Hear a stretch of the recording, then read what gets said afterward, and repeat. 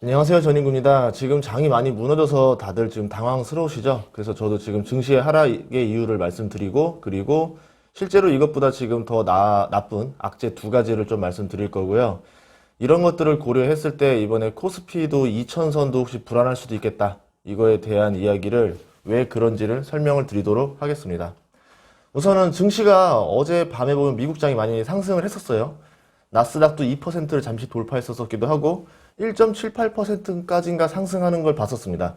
그런데 어제 새벽 3시 이후에 이 갑자기 오르던 나스닥이 급격히 무너졌었죠. 나스닥이 무너졌다는 건 혼자 무너진 게 아니라 다우라던가 S&P 500도 같이 무너졌었습니다. 이제 애플 같은 경우는 실적 쇼크 영향으로 주가가 많이 올랐다가 순간적으로 빠져서 110달러 선으로 내려왔고요.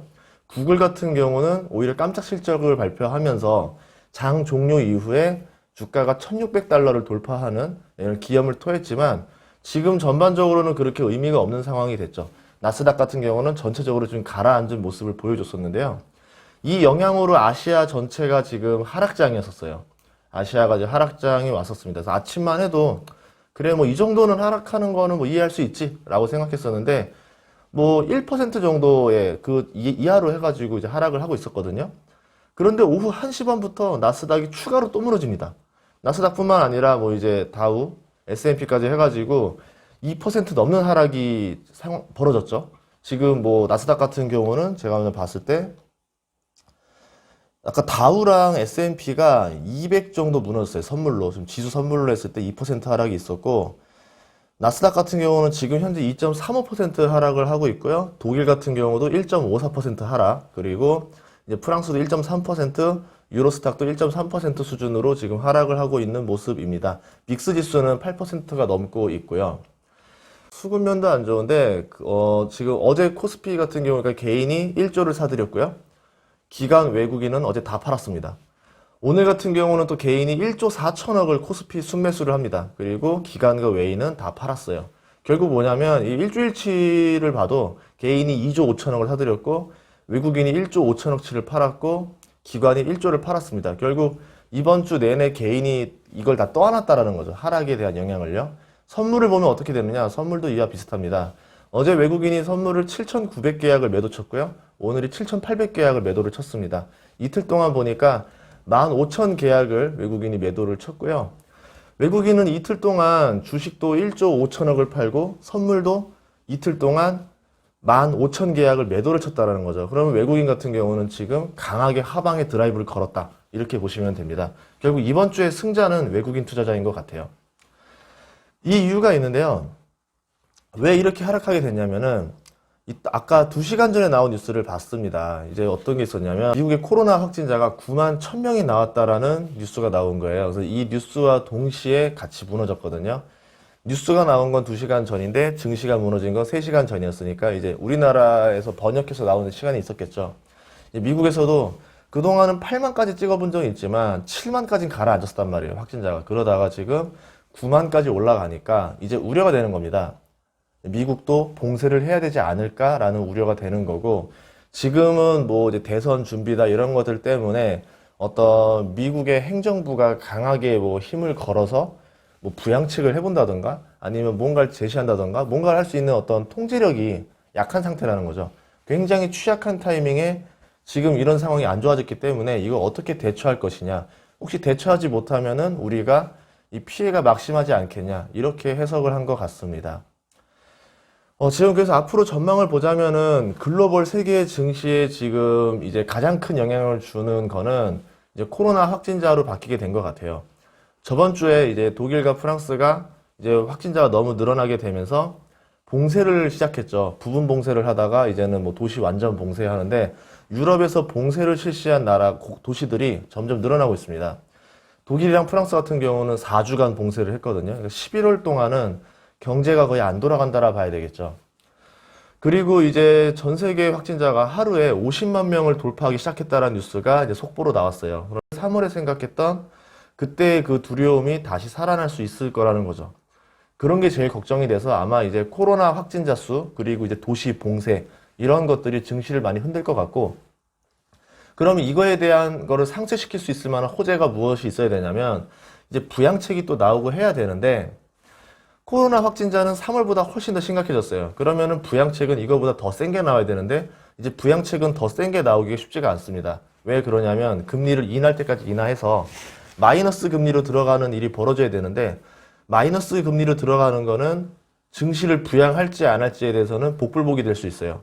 마이너스 금리라는 것 자체가 자본주의의 붕괴를 의미하는 걸 수도 있기 때문에 증시에서 해석하기에 따라서 이거를 악재로 해석하게 되면은 증시를 살리는데 도움이 안 될 수도 있고 마이너스 금리를 했다라고 해서 사람들이 이거 돈을 가지고 투자를 하고 고용을 늘리는 일을 안 했다는 거를 눈으로 봤기 때문에 금리 인하를 쓸 가능성이 쉽지 않을 겁니다.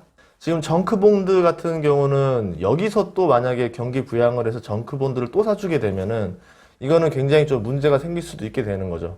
무너져야 될 좀비 기업들을 그냥 계속 살려주는 일이 벌어지는 거고 이거를 살린다 하던 간에 저번에 3월 달에 테스트 해봤던 대로 이게 어떤 고용률을 증가시키는데 그다지 도움이 되지 않았더라는 거를 이미 증명을 했다라는 거죠. 돈을 그냥 또 뿌려주는 행위는 그다지 우리가 이번에는 호재로 받아들이지 않을 수도 있다라는 겁니다. 국내 같은 경우는 이런 상황에다가 받고 두 가지 더 문제가 생겼어요. 이 문제를 지금 나오기도 전에 미국장이 벌써 지금 안 좋아졌기 때문에 저는 이제 한국장에 대해서는 미국 주식보다 더 다크하게 보게 됩니다. 첫 번째는 뭐냐면 대주주 양도세 매물이 나오는 타이밍이 더 빨라질 수 있다는 거죠. 보통은 역사적으로 보면 10월 말에서 12월 초, 일반적으로는 11월 달에 대주주 양도세 매물이 나와가지고 증시가 대세 상승기였던 순간에도 그 시기만 되면은 100포인트씩 코스피가 빠졌었거든요. 근데 나쁠 때 같은 데를 보니까 S&P 지수가 600포인트 빠졌던 시절이 있었는데 이때도 대주주 양도세 매물이 좀 투하되는 시기였었습니다. 그때 코스피가 400포인트까지 빠졌었다는 거죠. 지금 코스피가 2250이니까 이미 100포인트 정도 빠졌다라 치고 그런다 하더라도 2000선까지도 위협받을 수 있다라는 거죠. 오로지 지금 이것만 봐도 이 정도가 되는 건데 그거에 대한 사례는 제 영상 중에서 이랬을 때 얼마가 빠졌고 이랬을 때 얼마가 빠졌다라는 거를 나온 자료가 있으니까 그거를 봐주시면 좋겠습니다.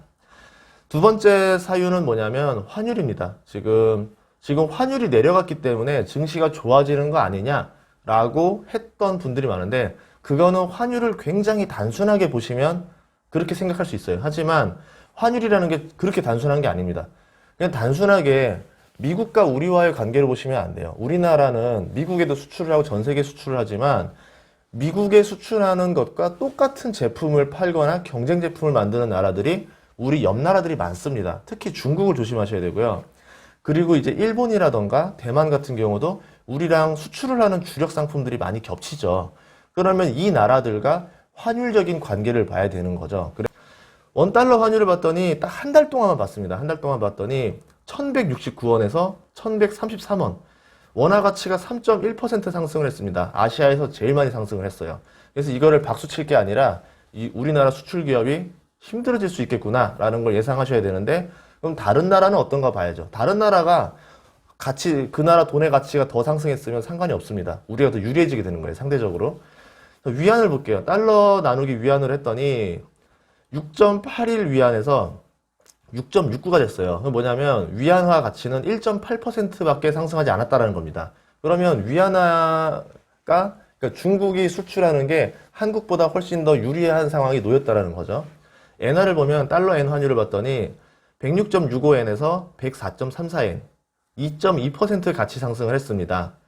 그럼 결국 뭐냐면 일본도 결국은 이제 중국이랑 비슷한 수준에서 움직였다라는 걸 볼 수 있습니다. 그러면 중국만 따로 뭐 된 게 아니라 우리나라만 유달리 좀 가치가 상승했다라 보시면 돼요. 그리고 달러 나누기 대만 신타이비를 했더니 환율이 29에서 28.6, 1.4%밖에 가치 상승을 하지 않았습니다. 그러면 이 4개국 중에서 대만이 제일 유리하다라는 거죠. 그럼 실제로 증시는 어떻게 됐을까 한번 볼까요?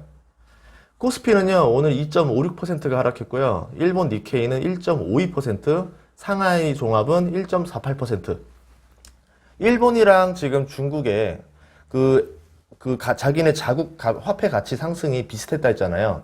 그래서인지 몰라도 일본과 상하이의 증시 하락폭이 거의 비슷했었고요. 그럼 제가 아까 얘기했던 대만이 지금 화폐 가치 상승이 제일 적었다라고 했잖아요. 대만 가까운 오늘 하락률이요, 0.92%였습니다. 오늘 코스피랑 거의 3배 차이 났었어요. 그러니까 코스피가 오늘 엄청나게 하락을 했고 2.5% 수준, 일본이랑 중국이 1.5% 수준, 대만은 1% 수준으로 하락을 했다. 그래서 지금 우리나라가 조금 더 불리하다라고 보는 겁니다. 한국의 돈 가치만 유독 상승한 것에 대해서는 몇 가지 추측이 있는데 그거에 대해서를 지금 또 온라인으로 말하기가 좀 쉽진 않아요. 제가 아시는 분 알겠지만 이런 거에 대한 얘기들을 이제 매운맛과 순한맛이 있는데 온라인상으로는 제가 순한맛으로밖에 말할 수가 없어서 좀 안타깝긴 하지만 한국의 돈이 좀 더 유독 더 상승한 이유는 있습니다. 네이버 뉴스를 좀 찾아보시면 그런 힌트를 주는 뉴스가 있으니까 보시면 알 거고요. 수출 기업은 어쨌든 더 어렵게 될 수밖에 없다라는 거고 모두가 비슷한 비율로 이제 화폐 가치가 상승하게 되면 문제가 없는데 한국만 이러면 문제가 생긴다. 근데 그게 하필 4분기에 영향을 줄 것 같고 그러면은 보통 이 발표는 내년 1분기 한 1월이나 2월에 발표가 나겠지만 아마 내년 1월, 2월 달에 이제 우리나라 4분기 실적 발표가 나올 건데 이 상황이 지속되면은 안 좋을 겁니다. 뭐 뻔할 뻔이에요. 그러면 당연히 증시는 4분기부터 반영을 할 수 있다라는 겁니다. 그래서 한국만 이러면 문제가 생겼다. 그래가지고 우리나라 수출 부진이 더 세게 올 가능성이 높아진 상황이다. 그러니까 당연히 증시가 올라갈 가능성보다는 좀 부진할 가능성이 더 높지 않겠냐라고 봤던 거였습니다. 그래서 이것들을 정리했을 때 지금 우리는 지금 코로나 확진자가 가장 큰 영향을 줄 겁니다. 전 세계라는 그 증시가 상승 기조를 일으키면은 우리나라 증시도 하락 기조가 아니라 상승 기조로 바뀔 거고요. 그러지 않은 상황이라고 하면은 전 세계 증시가 이제 올랐던 만큼에 대해서 어느 정도 하락을 할 게 보이는데 그때 아시아 증시 중에서도 이런 환율상으로 그리고 대주주 양도세를 고려했을 때는 한국의 하락폭이 조금 더 클 수 있다라는 거를 투자에 염두에 두시고 투자를 하셨으면 좋겠습니다.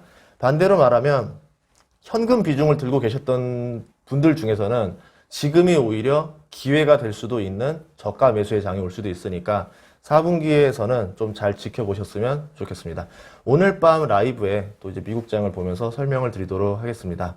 시청해 주셔서 감사하고요. 다음에도 더 빠른 속보로 알려드리도록 하겠습니다.